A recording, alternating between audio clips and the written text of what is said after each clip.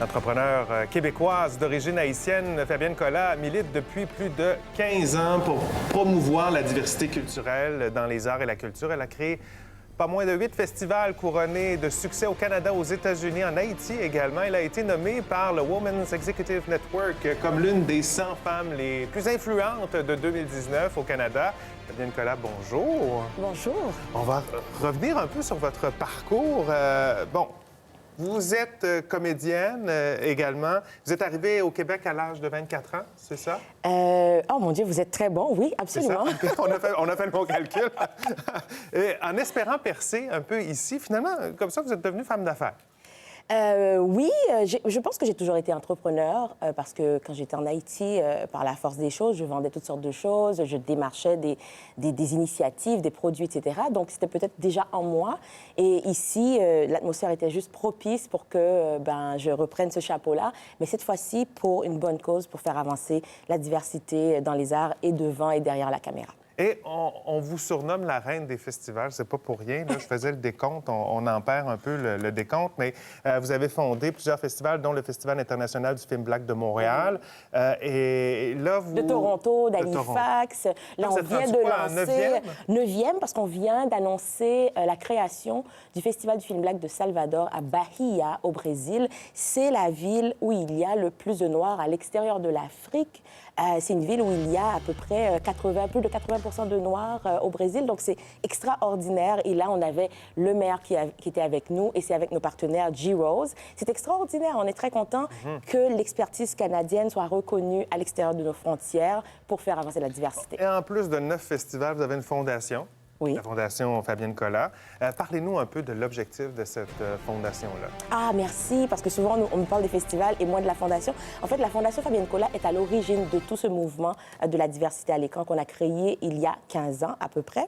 Et aujourd'hui, la Fondation a créé un gros programme qui s'appelle Relève et Diversité, à travers lequel on donne la bourse, on donne une bourse pour la diversité, on donne du mentorat, de la formation, mais surtout, on a fait un programme qui s'appelle Être Noir au Canada, à Montréal, Toronto, Halifax, pour permettre à des jeunes noirs de créer leur premier film documentaire et on les diffuse partout au pays et on veut les exporter après.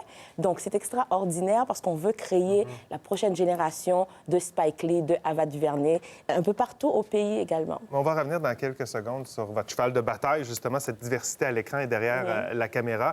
Mais votre réaction, là, quand vous avez appris que vous étiez parmi les 100 femmes les plus influentes au Canada?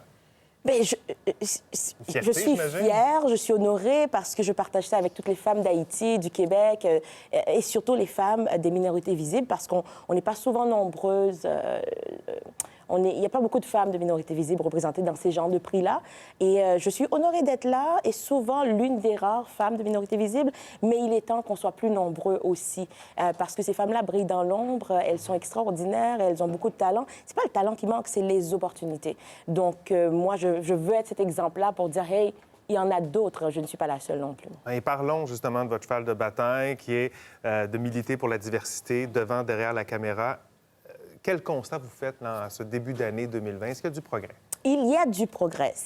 Le progrès n'avance pas au rythme anticipé, au rythme qu'on aurait voulu, parce qu'on ne peut pas compter le nombre de personnes de la diversité sur une main ou deux. Là, c'est pas normal, c'est pas assez. Donc, si on peut encore le compter sur une main ou deux, donc ça veut dire qu'on n'est pas rendu encore.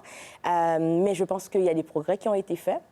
On va continuer de travailler avec le milieu artistique, on va continuer de travailler avec le milieu des médias, de la télévision et surtout le milieu des partenaires parapublics, comme Téléfilm Canada, qui est notre partenaire depuis plusieurs années et qui a vraiment cette priorité-là comme cheval de bataille pour faire avancer la diversité. On travaille aussi avec d'autres amis de la télévision comme vous, comme Québecor. On travaille avec la Banque TD pour faire avancer les choses. Et là, on vient de commencer à travailler aussi avec la SODEC.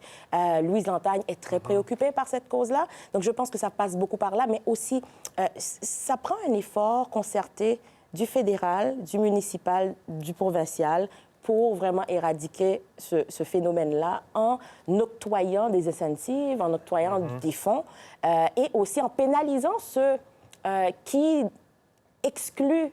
Parce qu'aujourd'hui, la diversité est partout, mais l'inclusion, c'est un choix. Donc, si c'est un choix et vous ne le faites pas, donc ça veut dire que vous faites le choix de l'exclusion à ce moment-là.